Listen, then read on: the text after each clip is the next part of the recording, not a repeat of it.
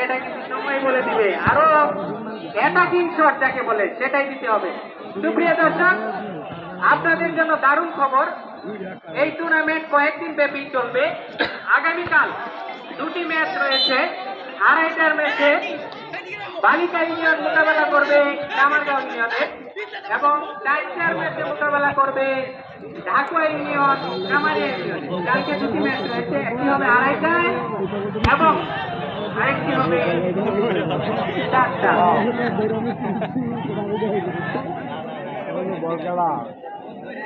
শক্তিশালী শট আমরা দেখিনি, যার ফলশ্রুতিতে কিন্তু স্কোর লাইনে পিছিয়ে আছে গালাগাঁও ইউনিয়ন। আটিকুলের পায়ে যে পাওয়ার রয়েছে সেটার সম্ভবহার কিন্তু আমরা দেখিনি, কারণ আটিকুলকে কিন্তু সেই ধরনের সুযোগ তৈরি করার সুযোগ কিন্তু তারাকান্দার খেলোয়াড়রা দেয়নি। একাধিক খেলোয়াড় যত্ন করে তাকে কিন্তু প্রতিহত করার চেষ্টা করেছে। তারাকান্দা আটিকুলের যে দুর্বল জায়গাগুলো সেগুলো কিন্তু আগে মার্ক করেছে সম্ভবত। আক্রমণে গালাগাঁও মাহফুজ থেকে তারাকান্দার খেলোয়াড় ক্লিয়ার করলেন। চমৎকার